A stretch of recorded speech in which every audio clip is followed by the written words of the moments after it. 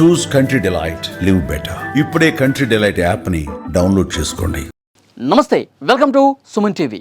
మాజీ ముఖ్యమంత్రి వైఎస్ జగన్మోహన్ రెడ్డి గారి పల్నాడు పర్యటనలో ఆ పార్టీ కార్యకర్త వృద్ధుడు చీలి సింగయ్య జగన్మోహన్ రెడ్డి గారి కారు చక్రాల కింద నలిగి చనిపోయాడు. ఈ ఘటనకు సంబంధించి పోలీసులు కేసు నమోదు చేశారు. A2గా వైఎస్ జగన్మోహన్ రెడ్డి గారిని చేర్చినటువంటి పరిస్థితి. A1 డ్రైవర్ ఆయన్ని అదుపులోకి తీసుకున్నారు, విచారించారు, కొంత సమాచారం సేకరించిన పరిస్థితి. జగన్మోహన్ రెడ్డి గారు హైకోర్టుకు వెళ్లారు. ఈ కేసును కొట్టేయండి, ఈ కేసుతో నాకేం సంబంధం, ఒక ప్రమాదం జరిగింది, డ్రైవర్ని అదుపులోకి తీసుకున్నారు, విచారించారు, మమ్మల్ని ఏ విధంగా విచారణకు పిలవాలని చూస్తారు, ఈ కేసుతో నాకేంటి సంబంధం, కొట్టేయండి అంటూ హైకోర్టును ఆశ్రయించిన పరిస్థితి. విచారణ జరుగుతుంది.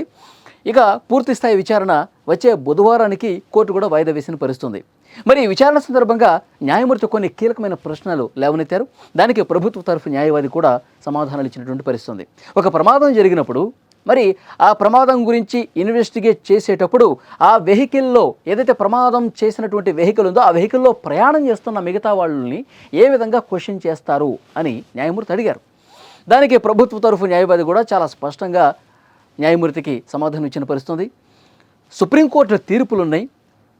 ఒక వాహనం ప్రమాదం గురైనప్పుడు, లేదంటే ఆ వాహనం ఏదైతే ప్రమాదానికి గురైనటువంటి వాహనం ఉందో ఆ వాహనంలో ప్రయాణిస్తున్న వాళ్ళని కూడా ఆ ప్రమాదానికి సంబంధించి సమాచార సేకరణలో భాగంగా క్వశ్చన్ చేయొచ్చు, విచారణకు పిలవచ్చు అని సుప్రీం తీర్పులు చాలా స్పష్టంగా ఉన్నాయి అని చెప్పారు.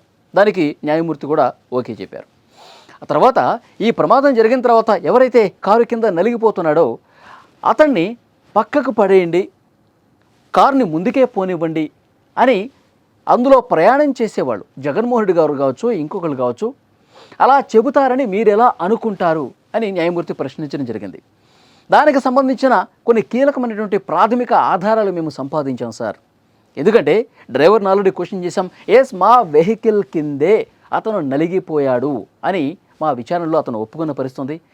మరి ఇక్కడ కీలకమైనటువంటి ప్రశ్న ఏంటి అంటే, జగన్మోహన్ రెడ్డి గారు కనీసం ఒక కార్యకర్త కారు కింద నలిగిపోయినప్పుడు అతనికి వైద్య సాయం అందించే విధంగా ఎందుకు ప్రయత్నం చేయలేదు? డ్రైవర్ చెప్పాడు, అతన్ని మా కార్యకర్తలు పక్కకు తీశారు సార్, ఇక విపరీతంగా కార్యకర్తలు వస్తూ ఉన్నారు, జనం రోడ్ల మీదకి వస్తున్నారు కాబట్టి మేము ఫాస్ట్గా ఏదైతే కార్యక్రమానికి వెళ్దాం అనుకుంటున్నామో అక్కడికి వెళ్ళే ప్రయత్నంలోనే మేము ముందుకు కదిలాము అని చెప్పారు. మరి కారు కింద నలిగిన తీవ్ర గాయాల పాలైనటువంటి ఆ కార్యకర్తకు వైద్య సాయం అందించాలి అని ఆదేశాలు జగన్మోహన్ రెడ్డి గారు ఆ సందర్భంలో ఏమైనా ఇచ్చారా? ప్రమాదం జరిగిన తర్వాత జగన్మోహన్ రెడ్డి గారు ఫస్ట్ రియాక్షన్ ఏంటి, ఆయన ఏం మాట్లాడారు? ఇది డ్రైవర్ నుంచి కూడా కొంత సమాచారం సేకరించారు. నిజానికి జగన్మోహన్ రెడ్డి గారు వెంటనే అసలు కాన్వాయ్లోనే ఫస్ట్ ఎయిడ్ కిట్ ఉంటుందండి, లేదంటే కనుక వెంటనే ఒక అంబులెన్స్ను పిలిపించి చీలి సింగయ్య అనే కార్యకర్తను వెంటనే ఆసుపత్రికి తీసుకెళ్లాలని చెప్పి జగన్మోహన్ రెడ్డి గారు ఆదేశాలు ఇవ్వాలి. సో ఇలాంటివి ఏమీ లేకుండా ఫాస్ట్గా మనం ఏదైతే కార్యక్రమానికి వెళ్ళాలో, రెంటపాళ్ళ గ్రామానికి వెళ్ళాలో అక్కడికి వెళ్ళిపోవాలి, అతను కొంచెం పక్కకి జరిపించండి అన్నారు. కానీ అతను బాగోగుల గురించి, అతను పరిస్థితి ఏ విధంగా ఉందని కానీ వాకబు చేయలేదు. దీన్ని ఆ తర్వాత వివాదం అయ్యేసరికి ఉద్దేశపూర్వకంగా దాచిపెట్టారు. మన వెహికలే గుద్దింది అన్న విషయానికి సంబంధించి ఇంకా ఎలాంటి ఆధారాలు లేవు కాబట్టి వేరే గుర్తు తెలియని వాహనం ఢీకుందని చెప్పారు. తను ప్రయాణం చేస్తున్నటువంటి వాహనమే ఢీకుందని తెలిసినప్పటికీ ఉద్దేశపూర్వకంగా దాచేసి జగన్మోహన్ రెడ్డి గారు వేరే వాహనం ఢీకుందని చెప్పించారు. ఆధారాలు స్పష్టంగా లేకపోయేసరికి ఈ ఘటన జరిగిన రోజు పోలీసు అధికారులు కూడా మీడియా ముఖంగా అదే చెప్పారు. గుర్తు తెలియని వాహనంగా కేసు నమోదు చేసాం, ఇన్వెస్టిగేట్ చేస్తున్నాం, అవినాష్ రెడ్డి కాన్వాయ్కి సంబంధించిన ఒక వెహికల్ ఢీకుందని ఒక అనుమానం ఉంది, ఇంకా ఇన్వెస్టిగేట్ చేస్తున్నామని చెప్పి ఆ రోజు చెప్పారు.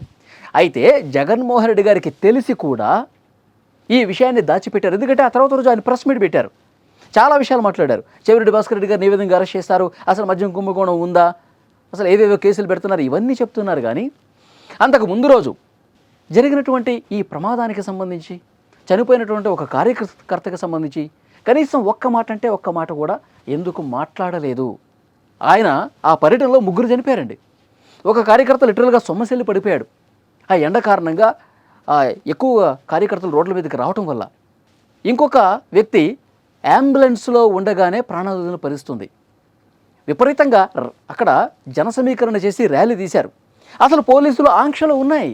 జగన్మోహన్ రెడ్డి గారు పోలీసు ఆంక్షలను బేఖాతరు చేశారు, ఉల్లంఘించారు నిబంధనల్ని. కేవలం 3 వెహికల్స్లో మాత్రమే రండి అని చెప్పారు.